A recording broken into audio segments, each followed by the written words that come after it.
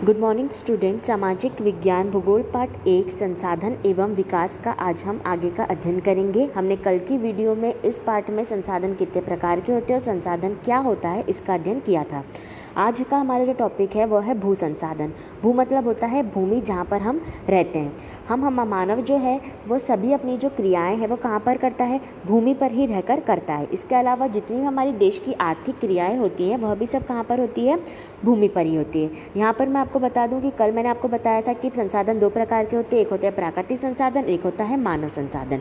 तो जो भूमि जो हमारी है वो कैसा संसाधन है, तो भूमि जो है हमारी एक प्राकृतिक संसाधन है, प्रकृति द्वारा प्रदान किया गया संसाधन है, जहाँ पर इस पर हमें प्राकृतिक वनस्पति, वन जीव, मानव जीवन, आर्थिक क्रियाएं, परिवहन, संचार, ये सभी कार्य हम कहाँ पर करते हैं, भूमि पर ही करते हैं। परंतु यहाँ पर आपको ध्यान देने योग्य बात यह है कि जो भूमि है वो हमारा जो संसाधन है वो सीमित संसाधन है, मतलब कि हमारे कम मात्रा में मिला गया है। जैसे कि हम देखते हैं कि हमारी जो पृथ्वी, हमारा जो अर्थ है, इसका 71% जो जगह है वो तो पानी से ही ढकी हुई है और 29% जो है वो भूमि है जहाँ पर हम रहते हैं, हम कार्य करते हैं। उस 29% भूमि का भी भारत को कितना प्रतिशत हिस्सा मिला है, 2.4% हिस्सा मिला है। तो इस तरह से देखा जाए तो भूमि क्या है, हमारे पास एक सीमित संसाधन है, मतलब इसका संरक्षण करना, इसकी सुरक्षा करना हमारी जवाबदारी है। हम देखते हैं इस डायग्राम के माध्यम से हम समझेंगे कि जो हमारे भारत को 2.4% भूमि मिली है उसमें हमारे पास क्या क्या है। तो हम देखते हैं कि उसमें 43% भाग जो है वो कैसा है, मैदानी भाग है। तो मैदानी भाग में हम क्या कर सकते हैं, तो यहाँ पर ये मतलब ये कृषि योग्य, उद्योग धंधे, कृषि, ये सब कार्य करने के हिस्सा में कितना मिला है, 43%। इसके अलावा बाकी जो हमारा 27% हिस्सा जो है वो हमारा है पठार का उपयोग, हम भूमि का जो उपयोग है वो किस काम में आ रहा है, तो पठार में हमें खनिज वो पदार्थ होते हैं जो भूमि के नीचे होते हैं। इसके अलावा जीवाश्म ईंधन और वन, इन पठारी क्षेत्रों में हमें ज़्यादा देखने को मिलते हैं। इसके अलावा हमारा जो 30% हिस्सा है वह है पर्वत का हिस्सा।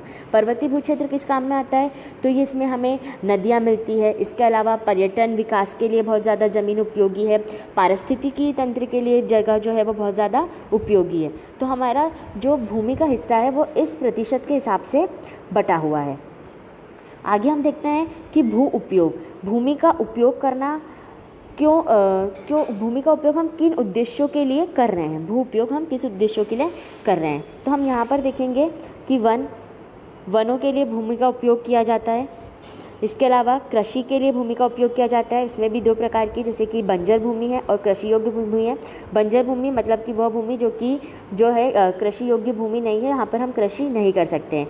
गैर कृषि या प्रयोजन में लगाई गई भूमि, जैसे कि इमारतें, सड़कें, उद्योग है ना, इन जगहों पर लगाई गई भूमि। फिर परती भूमि, जिसमें स्थायी चारागाह तथा अन्य गोचर भूमि, मतलब यह चारागाह पशुचारण के लिए उपयोग की गई भूमि है। फिर इसके अलावा विविध वृक्षों, उपवन, पार्क आदि में शामिल की गई भूमि का उपयोग जो है, हम भूमि का उपयोग हम इन जगहों पर हम क्या कर रहे हैं, भूमियों का उपयोग कर रहे हैं। अगला है कृषि योग्य बंजर भूमि। तो कृषि योग्य बंजर भूमि क्या होती है, तो वह भूमि जहाँ पर हमने 5 साल से अधिक वर्षों से हमने खेती नहीं की गई है, वो बंजर हो गई है, वो होती है कृषि योग्य बंजर भूमि, जहाँ पर 5 साल से अधिक से खेती ना की गई हो। फिर आता है हमारी परती भूमि। परती भूमि को हमने बांटा गया है वर्तमान परती भूमि, जहाँ पर 1 वर्ष कृषि या उससे कम की खेती की गई है। इसके अलावा हम देखते हैं वर्तमान परती भूमि, जहाँ वर्तमान परती भूमि क्या होती है, जहाँ पर 1 से या 5 वर्ष से अधिक से खेती ना की गई है, वो होती है वर्तमान परती भूमि। फिर आती है हमारी शुद्ध या नवल या बोया गया क्षेत्र। तो ये जो होती है शुद्ध या नवल बोया गया क्षेत्र की जो भूमि होती है, यह कौन सी भूमि होती है, ताज़ा भूमि होती है। यहाँ पर 1 साल में कई बार जो है वह कृषि कर ली जाती है। तो इन सब चीज़ों के लिए हम क्या कर रहे हैं, भूमि का उपयोग कर रहे हैं। अगला हमारा टॉपिक है भूनमीकरण या संरक्षण के उपाय। भूनमीकरण क्या होता है, जब भूमि की उपजाऊ क्षमता में या उसकी उर्वरक क्षमता में या उसकी पैदा करने की क्षमता में किसी प्रकार की कमी आ जाती है तो वो कहलाता है भूनमीकरण कहलाता है। हम देखते हैं कि हमारे जो पूर्वज है वह भी भूमि का उपयोग कर रहे थे और आने वाली पीढ़ियां भी जो है वो भूमि का उपयोग करती है। हम भूमि का उपयोग जो है वो मानव द्वारा किसी न किसी रूप में किया ही जाता है, जैसे कि भोजन, मकान, कपड़े बनाना। हमारी जो आवश्यकताएं हैं मानव की, वो 90% हमारी ज़रूरतें किससे पूरी हो रही है, तो वो भूमि संसाधन के माध्यम से ही हमारी पूरी हो रही है। तो जब हम भूमि का बहुत ज़्यादा उपयोग कर लेते हैं तो इससे भूमि को क्या होता है, हानि हो जाता है, भूमि प्रदूषित हो जाती है। मानव द्वारा बहुत सारी क्रियाएँ की जाती है, जैसे कि वन उन्मूलन, अति पशुचारण, खनन, है ना। ये सारी जो चीज़ें मानव करता है, इससे भूमि का निम्नीकरण होना प्रारंभ हो जाता है। खनन करना मतलब क्या होता है, तो खनन मतलब होता है जब जो खनिज पदार्थ जो हमारे भूमि के नीचे है उनको हमें खुदाई के माध्यम से बाहर निकालना पड़ता है, तो क्रिया जो कहलाती है वो खनन की कहलाती है। तो खनन करने के बाद हम उस भूमि को वैसा ही छोड़ देते हैं, गहरी खाइयों में छोड़ देते हैं, जिससे कि अंदर से खोखली हो जाती है। मलबे में हम उसे पूरा खुला छोड़ देते हैं, जिससे कि भूमि का निम्नीकरण हम देखते हैं कि झारखंड, मध्य प्रदेश और उड़ीसा जैसे राज्यों में खनन के माध्यम से भूमि का निम्नीकरण बहुत ज़्यादा हो रहा है। अगला भूमि का जो प्रदूषित होने का कारण या उसका निम्नीकरण होने का क्या कारण है, तो वो है अति पशुचारण। अति पशुचारण जब चराहे अपने पशुओं को, अपने जानवरों को खुला छोड़ देते हैं चरने के लिए, तो जानवरों द्वारा एक ही भूमि पर जब बहुत ज़्यादा मात्रा पे एक ही भूमि पर बहुत ज़्यादा मात्रा में चरते ही रहते हैं वो, तो वो भूमि कैसी हो जाती है, उसकी उर्वरक क्षमता क्या हो जाती है, कम हो जाती है। तो अति पशुचारण भी जो है वो भू निम्नीकरण का कारण है। इसके अलावा अत्यधिक सिंचाई, जब हम अब अधिक लालच में हम क्या करते हैं, एक ही भूमि पर कई सारी फसलें उगाना शुरू कर देते हैं। एक ही भूमि पर हम कई सारे फसलें उगाते हैं। फसलों को अच्छा बनाने के लिए हम उस भूमि पर बहुत ज़्यादा कीटनाशक दवाइयों का, उपकरणों का और बहुत ज़्यादा जल का उपयोग हम करते हैं, जिससे कि भूमि क्या हो जाती है, अंदर से खराब होना प्रारंभ हो जाती है। तो अति सिंचाई करना भी भू निम्नीकरण का क्या है, कारण है। तो ये सब कारण है जिससे कि भूमि क्या हो जाती है, प्रदूषित हो जाती है। तो हमको भूमि का संरक्षण करना भी बहुत ही ज़्यादा आवश्यक है। तो हम ऐसा क्या करें कि जिससे कि भूमि का संरक्षण हो या हम भूमि को सुरक्षित रख सकते हैं।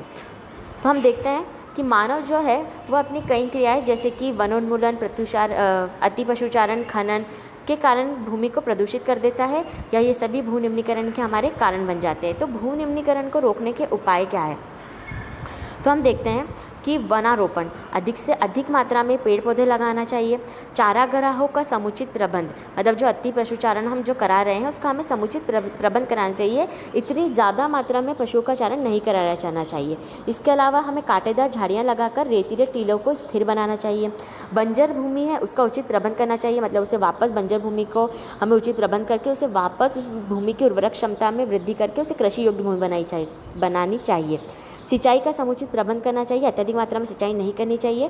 फसलों की सही तरीके से हमें कटाई करनी चाहिए जिससे कि भूमि का नुकसान ना हो। खनन प्रक्रिया पर भी नियंत्रण लगाया जाना चाहिए। खनन के बाद भूमि को जो हम ऐसा खुला छोड़ देते हैं, ऐसा गहरी खाइयों में छोड़ देते हैं, ऐसा हमें नहीं करना चाहिए। भूमि का समुचित प्रबंध करना चाहिए।